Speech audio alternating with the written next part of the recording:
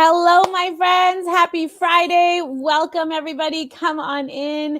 So excited to be here today. It is a Friday and it is a beautiful day outside. It's a beautiful fall day here in Niagara Falls. Come on in, my friends. Let us know where you're watching from. Go ahead and tell us in the chat if you are where you're watching from, what city you're in. Like I said, we're here in Niagara, we meaning me. I'm here in Niagara Falls and it is an absolutely beautiful day. So go ahead and tell me in the chat where you're tuning in from. And today we're going to dive into a few ways to enhance your customer experience. So typically we're talking to small, medium businesses. And so if you're a small, medium business leader, just within an organization, come on in and we're going to share some really great tips with you on how you can enhance your customer experience. Good morning, Scott.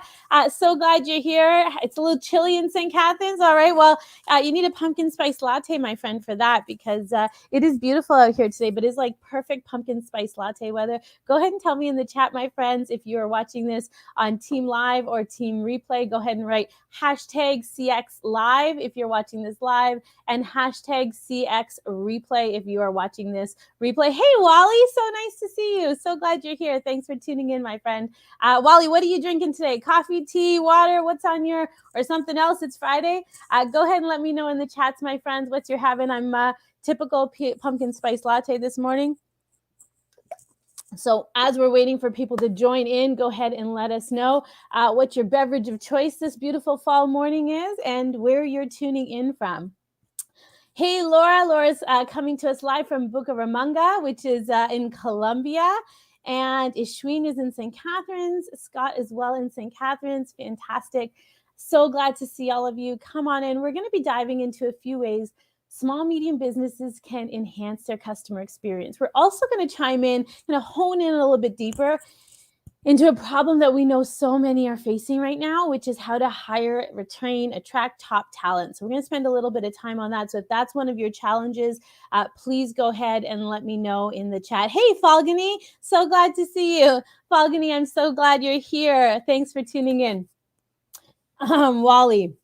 Water and coffee, stronger a little later. Fantastic. It is Friday, Wally. So fantastic. We're still trying to do that wine event with our CXPA family. So hopefully we can do that sometime soon. Wally is joining us. He's actually a colleague of mine from CXPA. I got to give CXPA a shout out there, the Customer Experience Professionals Association. So, hey, if customer experience is something that you are super passionate about, check them out. They're a great association, somebody that I belong to, and my colleagues in the industry are always sharing some really great insight on how we can enhance customer experience as an industry. And so something to definitely check out.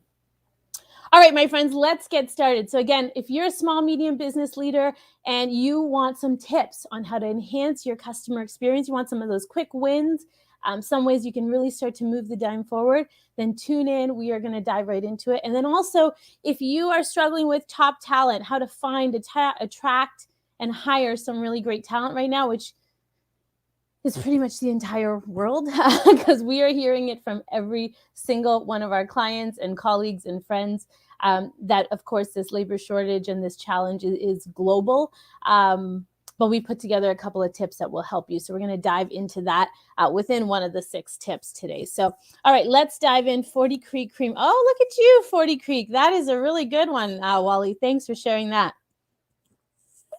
All right, so my friends, go ahead and let me know if you're watching this live or watching this on replay. If you're watching this live, hashtag CX Live. If you're watching this on replay, hashtag CX Replay. CX, for those newcomers, stands for customer experience. All right, let's dive in. So how you can enhance your customer experience if you are a small business leader or small, medium business. Listen, the large businesses do it so great, right? They've got the resources, they've got all the talent pool to be able to really analyze their analytics and dive into and really get into the nuts and bolts on customer experience design.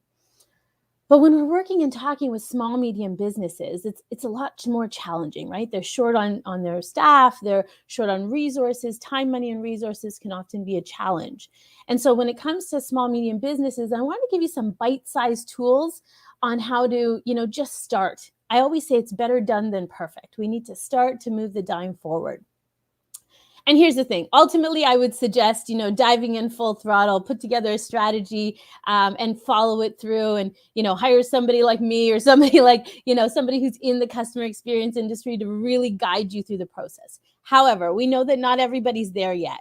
And not everybody's convinced that customer experience design is something that you really need to be able to adopt as a business principle within your organization. So for those of you that aren't convinced yet, these are a couple of quick wins that will be able to help you kind of see the light, see how important it is to be able to really invest, like I said, time, money, and resources into enhancing your customer experience, so that ultimately, that end goal is to have that loyal customer, right? Somebody who's loyal for life, that loyal employee, somebody who's loyal and committed and dedicated, and really enhances the organization as a whole. So by injecting some of these principles that I'm going to share with you today, you'll be able to see those quick wins, which we know people love. So, all right, my friends, go ahead and let me know in the chat where you're from. If you're new to the conversation, let me know where you're from. If you're watching this live or on the replay, and also tell me what you're drinking this morning: coffee, tea, something else. Go ahead and let me know in the chat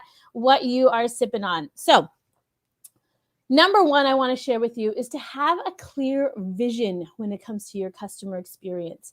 And not just your vision or your mission statement, not just your core values.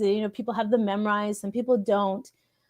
But really, what's your vision for your customer experience, right? What do you see really that end goal looking like for your customer experience? Now, we're living in a COVID world. And so doing the typical 3-year, 5-year strategic plans, we know those are almost impossible to do right now. I was at a meeting last night with a group I belong to. It's called the Ad and Sales Association. And we were chatting, and, we were trying to think about 3 to 5 years ahead. It's almost impossible. We can only think, maybe even 3 to 6 weeks ahead right now with what's happening with COVID. And so I want you to take a look at your mission or your vision in particular and put your customer experience lens on it.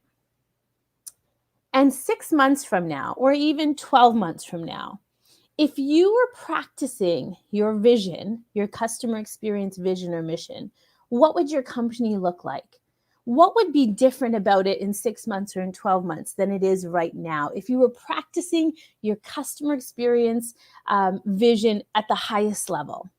Now, remember, when I say the word customer, I not only mean your external customer, that person purchasing from you, but also that internal customer, right? Your employees, your team, your partners in business, your colleagues, your trade partners that are really helping you to move things forward. Now, if you're in the not-for-profit industry, this could mean your donors. If you're in the healthcare industry, it could mean your patients, right? So when I say the word customer, I'm not only talking about that paying customer, but I'm also talking about your internal customer. So your teammates and the broader scope of customers that you're dealing with. So if you were to live out your CX vision, your customer experience vision, to its highest level, to the absolute best you can as an organization, what would your organization look and feel like in the next 6 months or even 12 months? I don't think you can go much further than 12 months at this point, because we just don't know. I mean, you can jot it down and start having some great brainstorming around that. But, really embrace that idea. What would it look like? And use your senses. What would it feel like? What would the environment feel like? What would the happiness feel like? What would the productivity feel like? What would your analytics look like? So really dive into that vision, because once you're able to get clear on what that picture looks like, if anybody out here is a big believer in vision boards, I am. If you've been listening to me for years, I'm a huge vision boarder. And that vision boards have allowed me to accomplish some amazing things. And it's really because I can see and I can picture what is coming ahead. And so when you're able to do that with your organization, when you're able to see what's ahead, even if it's just 6 months, or see around the corner, then you can start to kind of develop the behaviors that are going to affect those statistics, right? You can start to fine tune and coach those little behaviors. So that's tip number one, my friends. Get clear on your customer experience vision. Include your team in that vision, right? Ask them, what do they see it looking like? What does success look like in the next 6 to 12 months when it comes to customer experience or when it comes to their employee experience? Involve them in that conversation so that your vision and your mission is not just words on your website or words on a wall. It's really something that they're understanding, and they clearly understand what behaviors they need to do to be able to produce the results that you're really looking for, right? Behaviors are what's going to impact those ultimate results. All right, let me know what you think about that. If that is a tip, that's something you want to be able to start understanding and uncovering within your organization. We know it's helped a lot of our clients, but it's definitely something in a COVID world you want to start to pay attention to. So let me know your thoughts in the chat. Next one is your audience.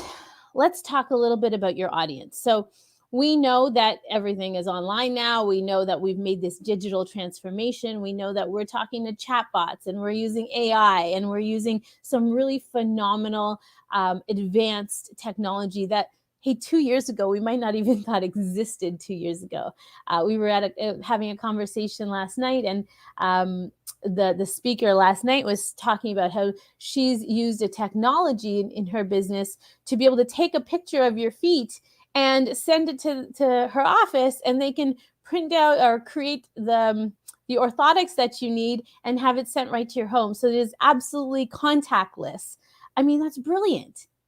It's absolutely brilliant. But two years ago, that might not have even been in the cards. That might not have even been something that we've been thinking about. And now all of a sudden, that kind of technology, that kind of thinking is just a part of our, we have to do it to be sustainable and move forward. So number 2 is I want you to think about your audience. I want you to think about your community, your customer, your donor, your patient, whoever that is for you, your guest. I want you to think about them, and I want you to think about what's important to them. What are they going to value? How can they, what are their pains right now? Now, their pain 2 years ago that you're probably focused on, right? Because that's your business. That's what you were built for, to be able to focus on those pains. Today are very, very different. So I'll give you an example. Many of our clients are struggling with hiring and finding top talent. So in today's talk, I'm going to share with you some of those really great tips on how you can really enhance that top talent pool, because that's their pain right now. That's a lot of my small business clients. That's a lot of your struggle. And so when you're talking to your audience, I want you to get clear on what is their struggle now, today, in this COVID world. What are they struggling with, and how can you help? And if you don't have the resources to help them, if you don't have the knowledge or the know-how, my friends, chances are you know somebody who does, or you know other resources that can contribute to that ultimate challenge that they're having. So make the connections, introduce them to the people that can help them. Maybe send them a podcast or send them a blog, send them something that you know will support them. Because again, that's relationship building as well, right? So know your audience. Know who you're talking to.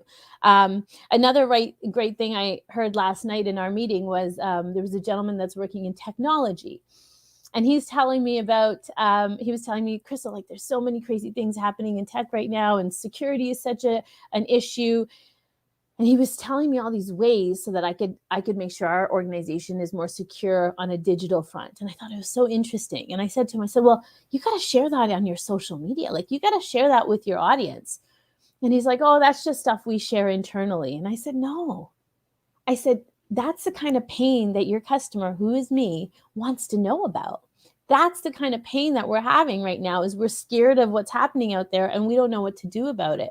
And so to be able to educate us and perhaps earn our business, but to really educate us and keep us informed, that's the kind of content you want to be sharing on your social. So, as much as the birthday celebrations are great, and as much as the, announcements are great, we want to be able to share content that's relevant to our audience. Because that ultimately is going to provide them with a better experience in doing business with you. Okay, number 3, create an emotional bond. Hey, if you've ever been to Disney, go ahead and tell me in the chat if you've ever been to an amusement park like Disney, Disneyland, Disney World. We know that they are really the masters at this. They're going to be celebrating 50 years. I think it's next month. They're celebrating 50 years. And so, what they do and what they do so well in all of their, whether it's movies, whether it's their amusement park, whether it's their stores, they create an emotional connection, right? They create this phenomenal emotional connection and a bond that's very hard to break once you've been there and once you've really understood what that feeling is like. Scott, we've actually got a Disney travel expert on. Hey, Scott, that was totally by fluke. Thanks for being here. Going to Disney next week. Fantastic. And where are you staying, Scott? Go ahead and let me know in the chat. Fantastic. I love seeing that. And I talk about Disney all the time. I'm certified by Disney. And one of the things that they do so well that I admire is that they're always appealing to the emotions. And they're doing that with a couple ways. And so I want you to think about this now when it comes to enhancing your customer, whether it's your internal customer or your external customer experience. How can you incorporate your ability to connect with the senses within everything you do? So for example, if you're having a virtual meeting and maybe it's a 2-hour meeting with your team, what can you do that connects with the senses during this virtual meeting? Can we play music? Can we, again, so sound, can we maybe make sure everybody gets a little lunch or a gift certificate or something to eat lunch together in the mail? Can we, are there certain sights and sounds and smells that we can incorporate into our retail spaces or our face-to-face spaces that we're slowly starting to get back into? I want you to think of that emotional bond and that emotional connection. So little example for you, Tim Hortons. So Tim Hortons, I got to tell you, you guys know that I'm a big fan of the green guy here. However, Tim Hortons they just recently announced they had a apple, I think it's like a fall apple harvest donut. It looked really good. And it looked really, really good. And, fall apple harvest, like that it was cozy and it was emotional and it was totally connecting with me. And, of course I bought it, but it was delicious. But it was this emotional bond where, that sense of, and same with the pumpkin spice latte, they're connecting that feeling of, fall and harvest and warm and cozy and all those emotions that are wrapped up into purchasing this apple donut, into purchasing this pumpkin spice latte. You're not purchasing it because it tastes any different. You're purchasing it because of the feeling and the thoughts that are going through your mind when you're getting this donut that literally looks like you feel like it's going to taste like an apple pie, which is exactly what you want, that Thanksgiving feeling. And so that's the whole connection, right? It's more than just the donut or the latte. It's the whole thought process that goes into before you purchase it, that emotional bond that they're creating. So I want you to think about that in your business. Where are there opportunities for you to really create that emotional bond and that emotional connection? Disney does it really well, but there's so many organizations out there. And so if you're a small, medium business, I don't want you to think that these large organizations are, have some rocket science formula to do this. They're just focused on the emotions. They're just focused on those little tiny minute details that really create a fantastic bond. All right, so hope that's helping you. Go ahead, my friends, and tell me if you're watching this on the live or if you're watching this on the replay. Let me know in the chat, CX Live or CX Replay. So again, making sure that you're creating this emotional connection, this emotional bond. Wait, think about the experiences that you've had over the years. And the ones that really stand out to you, good or bad, there was something emotionally charged there. There was something that made that stand out to you, whether it was because you were going for a special occasion or you were taking somebody special with you for that particular event, or, you were making a purchase of a particular product that maybe you've been waiting to buy. There was something that was emotionally charging that experience and why you remember that it was so great or not so great. Right? There was something specific that happened. And so that's the bond that you really want to be able to get into. One of the tools we use, and if you're in the customer experience industry, you know this tool well, to be able to identify those emotions, is a journey mapping tool. And so we're able to visualize and see the entire journey that customer goes on and where those emotions are going to be heightened or frightened and how we can really make sure that we're adjusting our business and our product and service to that. All right, let's keep it moving here. It's a Friday. We're 20 minutes in. I want to make sure that we get you going. I know nobody wants to work afternoon on a Friday. My team is off today at 3:00 as well. So we love Fridays. It's a great way to have fun. So go ahead and tell me, my friends, if these tips are helpful for you so far. Just a quick little summary. So talking about the vision, making sure that you're clear on your customer experience vision, that you know your audience that you're talking to. And number 3 is connecting on an emotional level. So let's dive into number 4. Number 4. Again, we're talking about ways to enhance your customer experience. And one of the greatest successes I think I had when I was a leader to enhance our customer experience, and in particular my employee experience, was to be able to play in the paint. And so what I mean by that is I was able to capture real life data, real life reviews, real life feedback from our customers and from our employees because I played in the paint. And so what I mean by that is I wasn't sitting in the office, I wasn't sitting in that ivory tower, but I would do anything and everything I could to be able to get to that, place of business where that customer was, so that I could listen to the staff, so I could coach the staff, so I could help the staff, so that I could listen to the customer, I could coach the customer, I could lead the customer to a place they might not go on their own. But it was because I was in the paint. And why I keep saying paint is because I'm a football mom. If those of you who know me, you know that I'm a huge football mom. And that's why I'm leaving at 3:00 today, because my son is playing out in Mississauga and I can't wait to see him play today. So, football, where does the magic happen? It happens in the end zone, right? In the paint. It happens in the end zone. If you're watching basketball, if you play in the paint, if you play in that little square close to the net, chances are you're getting those points. And so it's the same when it comes to your customer experience. If we are far away from our customer, we're not going to be able to learn from our employees and from our customers. So for leaders, if you want to get those quick wins, my friends, get in the paint. Be with them.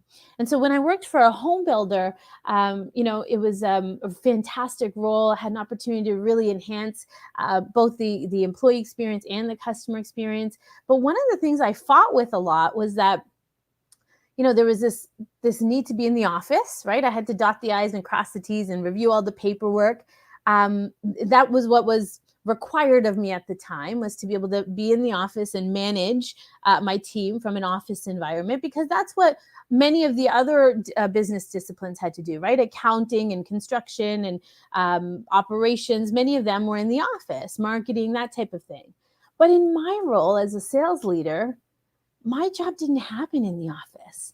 And so I was always fighting because I kind of didn't want to be in the office. I wanted to be in the paint. I wanted to be in the model homes. I wanted to be with my staff. And it was something that it was kind of this balance that I really wanted to be there 80% of the time.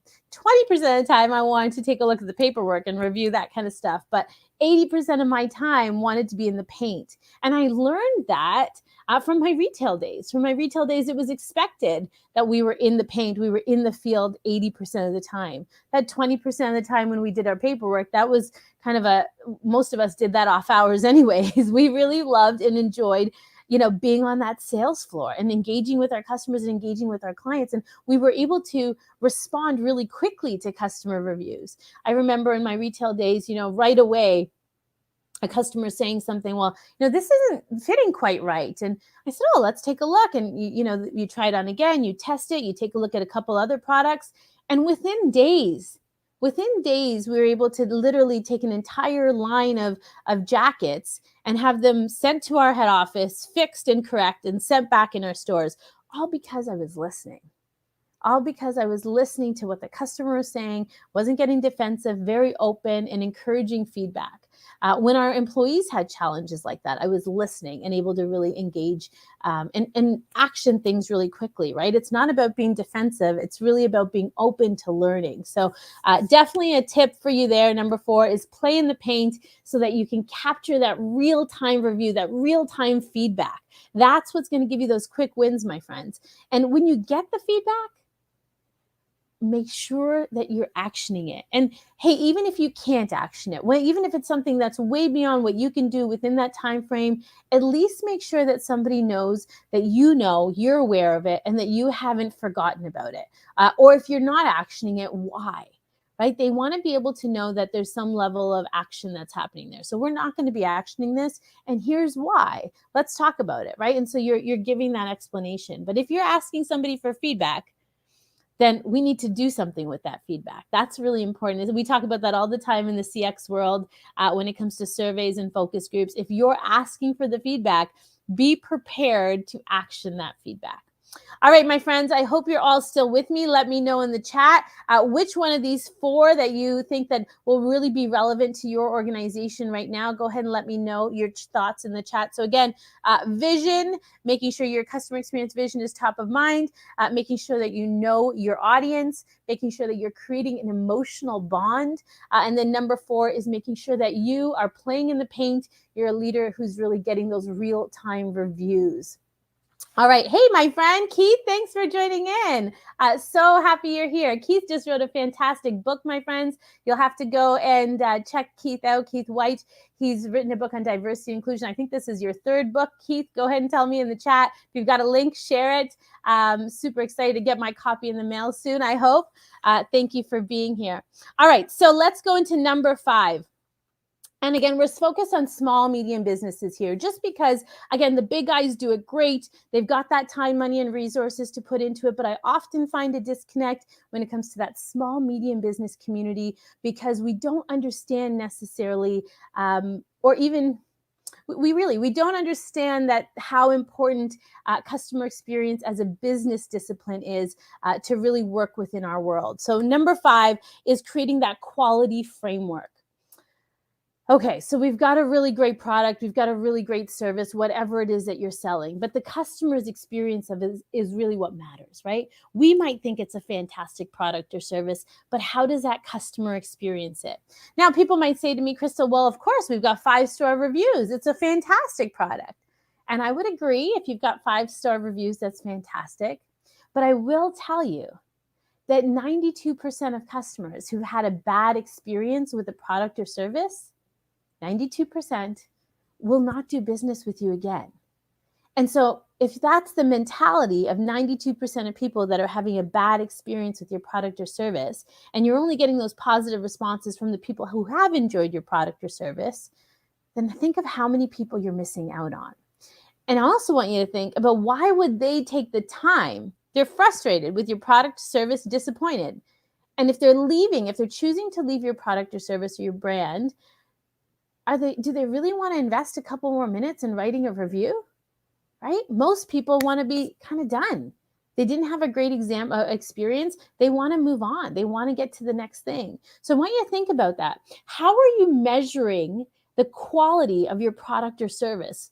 You know, when we talk about customer experience, we definitely want to talk about the people that create that customer experience, but the product or service that you're selling needs to be premium. That product or service that you're selling needs to solve the pain that you are really trying to get out there and make sure that that your customer, you know, is using that product or service for. So keep that in mind. How are you measuring the quality of your product or service? And I don't mean just like, you know, trial and error, prototyping and testing. I mean, really, really measuring. Identify, depending on what your product or service is. Now, hey, I know I've got a lot of fans here from the healthcare industry. We've got people from the construction industry that watch. We have people from the hospitality industry, from the retail industry. I mean, we've got a wide audience. We've got a lot of not-for-profits that tune into us as well. So no matter who your customer is, whether it's a donor or an actual customer walking in or your internal customer, I want you to think about that. How are you measuring the quality? And so those of you that are struggling with finding top talent right now, and we know that that is an absolute challenge, I want you to think about that as well. How do you measure the quality of your culture? How do you measure the quality of the employee experience that you're delivering? Do we have a benchmark? Do we have a starting process, like a starting path to say, okay, that this is, you know, how great our culture is and how not so great our culture is? This means we have to be a little bit vulnerable as well, right? Okay, so go ahead and tell me in the chat, my friends, if you've got some feedback for us on here. Keith, thank you so much for sharing. So excited to get that copy. So Keith talks a lot about diversity, equity, and inclusion. He's an expert in the field. And as we do training on diversity, equity, and inclusion, you know it's top of mind for us in everything that we do when it comes to customer experience. And so it's certainly something, if you're a small medium business that hasn't really put a focus on that yet, I mean, when you're talking about creating a phenomenal customer experience, we need to really focus on making sure that it's diverse, equitable, and certainly inclusive of everybody that in this world that we're in today. All right, so number 5, quality framework. Want you to be able to measure it. So I challenge you to measure your quality framework. Put together a framework that allows you to be able to kind of measure it. Now, we've got a couple of tools. So if you need something, if you need a tool, go ahead and connect with us. We'll be happy to send you something. But depending on your industry, they're a little bit different for every industry, but really want you to kind of start to have that conversation with your leadership team. How are we going to measure the quality outside of the reviews?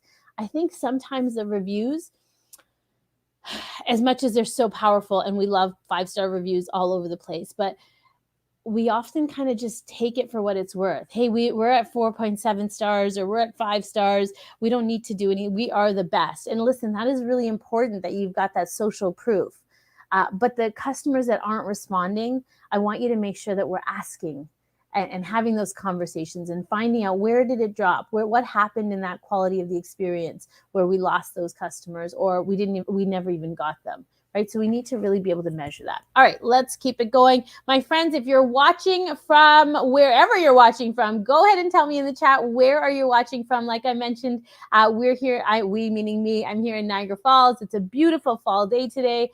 So let me know where in the world you are watching from. And also, if you're watching this live, go ahead and type in hashtag CX Live. And if you're watching this replay, hashtag CX Replay. And if we're sharing some nuggets that you love, go ahead and give us some thumbs up or a couple of loves. The algorithms love that, and we will continue to give you some great content every Friday at 11 o'clock. So make sure you give us a little thumbs up, like and love. We love those as well. All right, number 6, which I think most of you have been waiting for, a few ways to be able to enhance the top talent pool that we're all challenged with right now, right? The labor market is a challenging market right now. We know every one of our organizations that we're working with, and just many of our past clients, my current clients, colleagues in business, they are all struggling with the same thing, where, Crystal, we just can't find people. And so I think, when I analyze this and think about this a little bit deeper, we want to be able to position ourselves so that we're not going out there to find people, but we're attracting the right people, right? And even that's going to be a struggle. So this is not a magic wand solution, my friends, but this is just a way to perhaps think about this a little bit differently. Because I think, in the dating pool, that's what happens when you're, that single life, and you're going out and you're trying to find the right person, find that Mr. or Mrs. Right. But instead, if you're able to, focus on yourself and making sure that you're attracting the right person, it works, right? We say that all the time in life. We want to attract the things that we want. And so the same goes for your talent. I want you to think about that. Are you posting a job description that sounds like everybody else's job description? Or is your job description stand out? Is your job description or career description something that will attract phenomenal talent? Does it talk about the culture? Does it talk about the joys and what's going to enhance your everyday life? Do you use fascinating language, or do you use language that is kind of like everybody else's? So I'll give you an example. This week alone, we've had a few of our clients send over their job descriptions to me. I said, you know what, they're really struggling. I said, share those job descriptions with me. Let me see what I can do. Let me see how I can finesse them. And those job descriptions were exactly what I expected, right? And so I love you all. If you're watching, I love you. But I won't say your names. But if you look at 5 other businesses in that same industry, the job descriptions are all the same. If you look at the words, the language, the structure of the job description, they're exactly the same. Hey, we got to be able to stand out, my friends. Just like when you're standing out with your product or service, in order to really attract that top talent, we want to change our language up. Maybe you even want to do a video job description, create a video and say, hey, if you're looking for an environment that's like this, join us, and share a little bit about your environment, about your culture, what's expected of them. But do something a little unorthodox. Now, it's not crazy unorthodox, because we're all going to move to that video world when it comes to job descriptions in a little while anyways. But start now, because it's better to start than not, right? So think about how you're trying to attract the right people. The other part is that if we're attracting top talent expects us to be a top organization. They expect something from us as well, right? It's not just about a paycheck, but it's really about creating that experience for them. And so it's a hard pill to swallow, because we want to be able to, get the right talent, because we are in need of it right now. We need people to, to keep the ship moving forward, but we haven't taken the time to really design our culture. We haven't taken the time necessarily to really take a look at the processes and the operation and the employee experience and that employee engagement piece. And so many of us are struggling with that right now, because we haven't necessarily taken that time to do that. I'm just going to go to the chat. I see some activity here. So hold that thought for 1 minute and let me go over here. Having your own standards sets your own product or service is so important. Strive for better than what you're delivering today. Okay, fantastic. And I don't know if I missed anything else in the chat. Okay, perfect. So go ahead, my friends, and let me know if you're struggling with finding top talent right now. Go ahead and let me know your struggles. Let's be vulnerable with each other. Tell me the truth, but also tell me maybe some of your best practices in finding and hiring and retaining top talent right now. Go ahead. I'm sure our audience would love some great tips. So go ahead and let us know in the chat if you've got some fantastic tips. But my tip number one is, when it talks to really finding your top talent, is to take a look at your job description. Number one, how are you delivering that job description? Is your words like every other one out there? Is it fascinating? Is it attractive? Is it something that you want to marry, right? Is it that winner? Perhaps incorporating some video into it. So that's number one. Revise it, give it a revamp. Don't look at yourself, ask somebody else for input. And now put the diversity inclusion lens on it. Is it attracting a diverse audience? Is it attracting somebody that, is going to give you unique perspective, right? As organizations are developing and growing in this digital space, we need diverse perspectives to be able to make sure that our organizations are sustainable and thriving in the years ahead. So when you're looking at attracting top talent, my friends, really take a look at, if it's the same job description you've always done, then you're going to get what you always got. Now, maybe you've got great talent, but we know that the world has changed, and we know that the jobs have changed and the roles have changed. And so our job descriptions need to keep up with that. And they need to really be fascinating and exciting and brilliant. And the words, they need to be connected emotionally, that this is an environment that they can really thrive in, and that they can live their best life and still have that work-life balance and still have the family time, and that they're working with an organization that values how important that is. But maybe the job description is for somebody who's super career driven, and that's what you're looking for. You want somebody who's ready to climb up the ladder and climb up fast. Or maybe you're looking for somebody who's just as ready to be loyal and committed and focused and work part-time and just give you their very best, and it's very perhaps operational. So depending on what the role is, get clear. All right, let me keep going. The other thing when it comes to top talent is, I want you to be able to think about investing time, money, and resources into your top talent outside of just the typical HR. And I love all my HR professionals. They are working crazy right now. They are working a lot. They're trying their best to find some really great talent for people. But when it comes to attracting these service-minded people who really are passionate about customer experience and passionate about customer service, you want to put some time, money, and resources into making sure that you've designed your hiring processes, my friends, to be able to do so. So if you're a small, medium business, often we see small, medium businesses hiring an HR firm. An HR firm finds somebody for them. They get them on the floor. They get them working and so on. But then we see turnover. right? We see that turnover happen in 3 to 6 months if they're not, feeling valued, feeling respected, feeling there's opportunities for them to grow, or there's opportunities for them to be able to really dig their paws into that position and make it their own. If they're not seeing those opportunities, then sometimes they keep looking. And so when I say to invest time, money, and resources into your talent operations, it's really about not just the hiring piece, but building the culture so that the culture is attracting and keeping that right candidate. So I'll give you an example.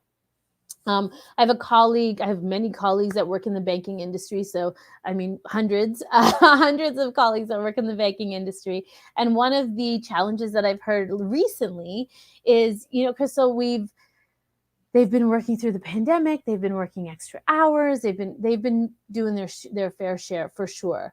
And, they're coming up, this particular employee is coming up on her 25-year mark.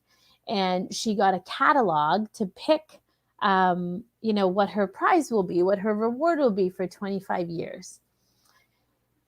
And as opposed to that being an exciting moment, because it was 25 years with a major bank, and they probably thought that, hey, this is great. She gets to choose from this section of the catalog now, right? She gets to choose one of the bigger gifts. And I understand why they did it way back when they did it.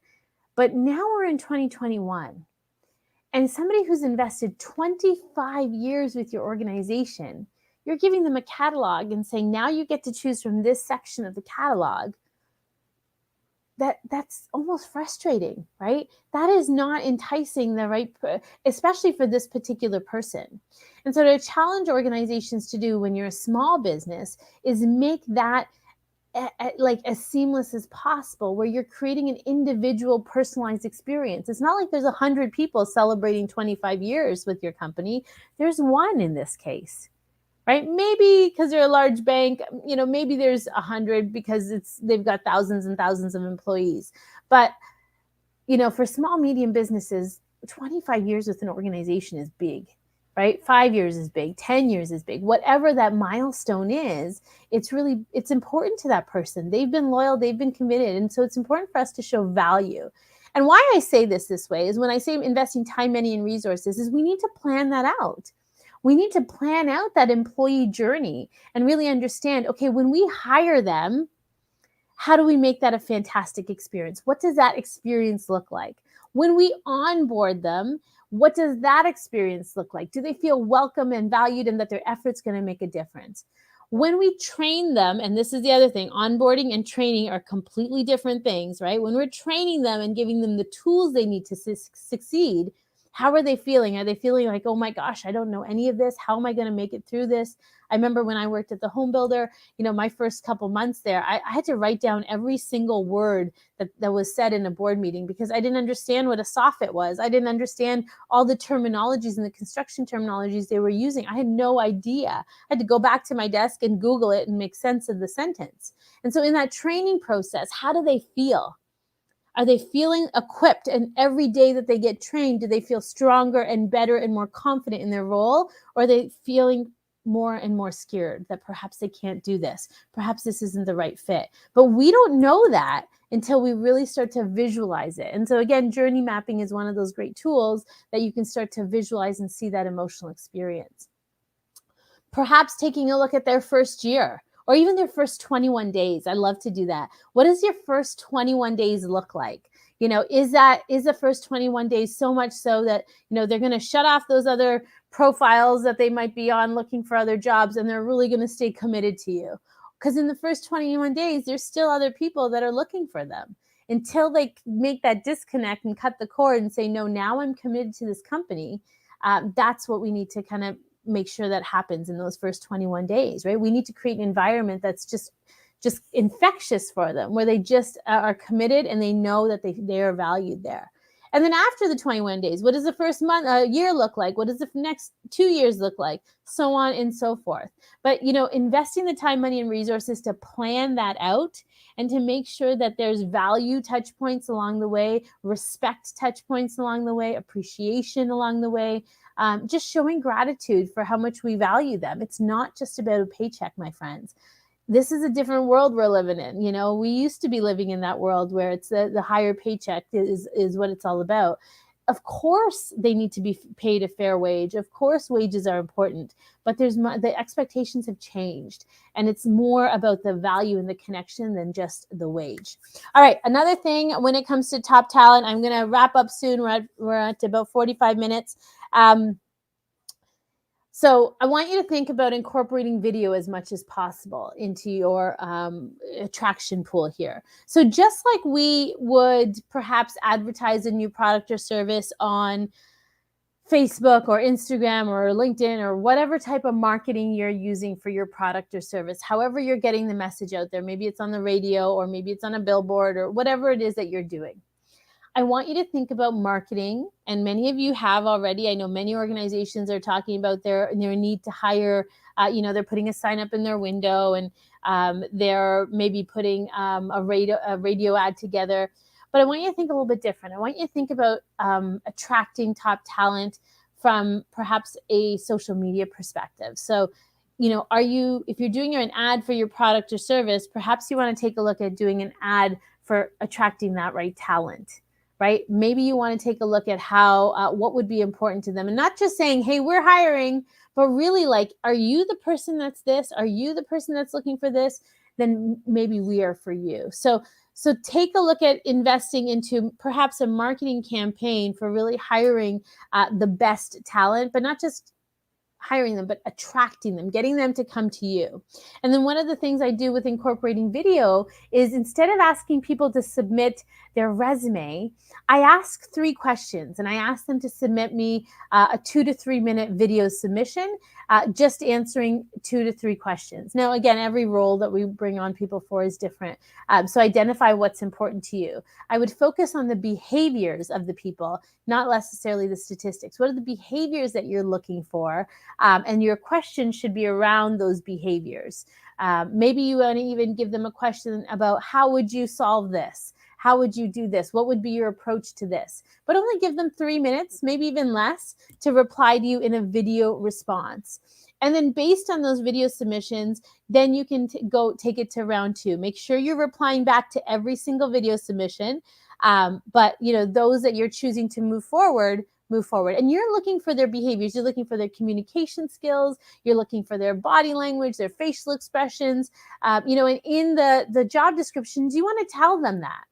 You want to say, hey, we are looking for the best of the best, and we want you to bring your best to the video. And so please go ahead and share with us your answers to the following questions.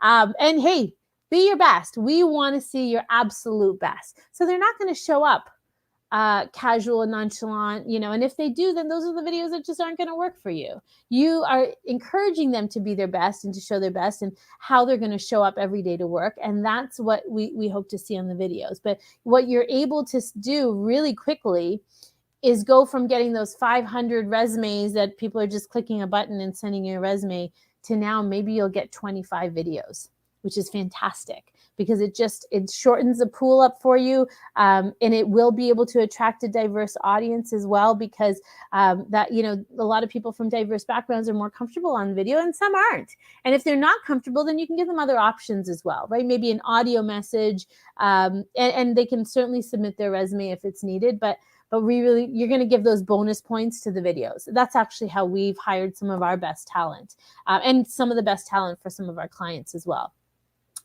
Okay, my friends, I hope those tips have helped you. I'm so excited that I was able to share this with you on a Friday. We know that many of the people within our community and our network are faced with a lot of these challenges. So again, I'm just going to do a quick summary for you, a few ways, 6 ways in particular, to enhance your customer experience if you are a small, medium business that's just trying to figure out customer experience. Hey, I'm not ready to dive into a full strategy yet. Crystal, I just want some quick wins. Well, these were some of the quick wins that you're going to be able to start to adopt.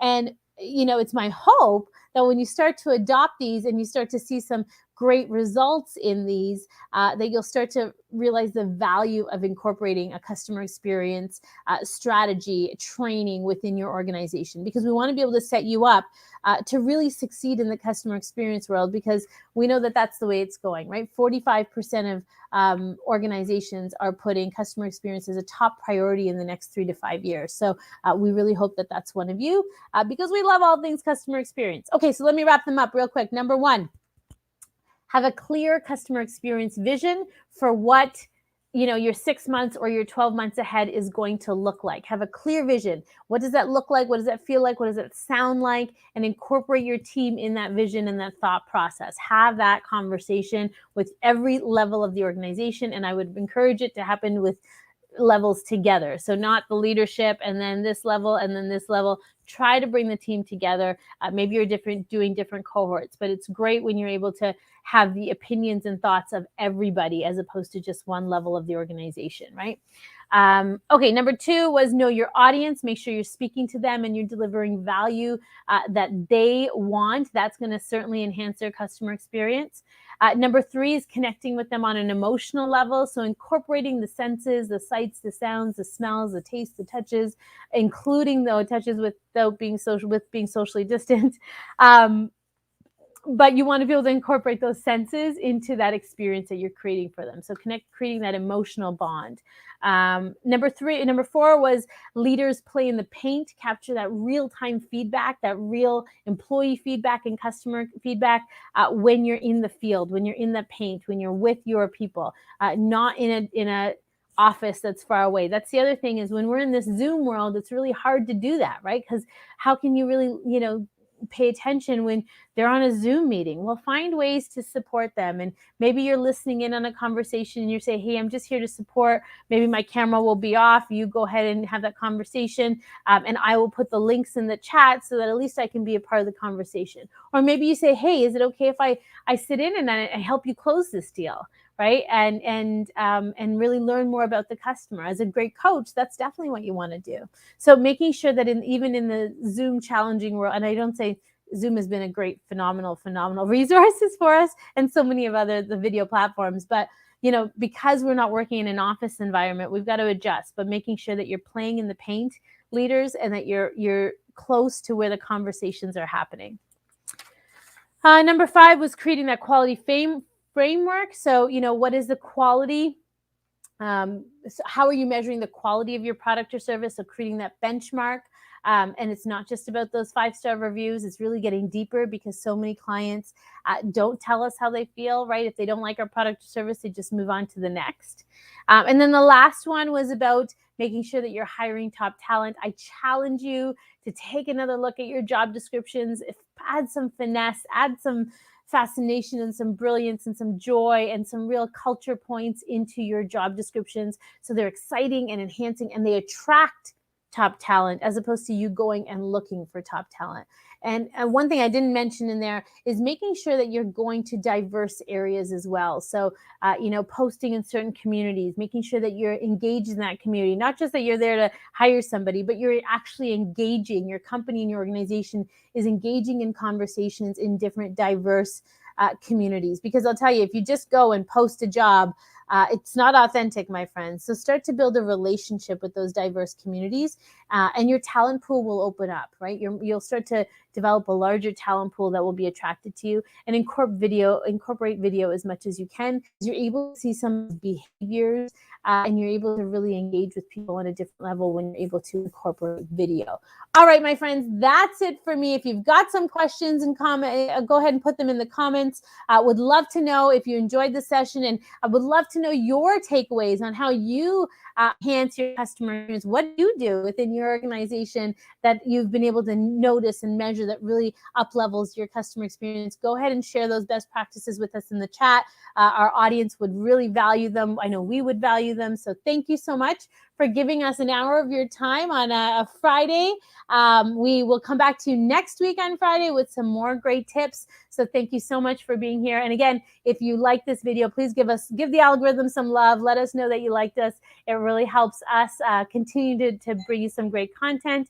And also let us know your thoughts if you're watching this on live or if you're watching this on replay. Fantastic, my friends. Thank you so much. We look forward to seeing you again. Have a fantastic weekend, and we'll talk soon. Bye for now.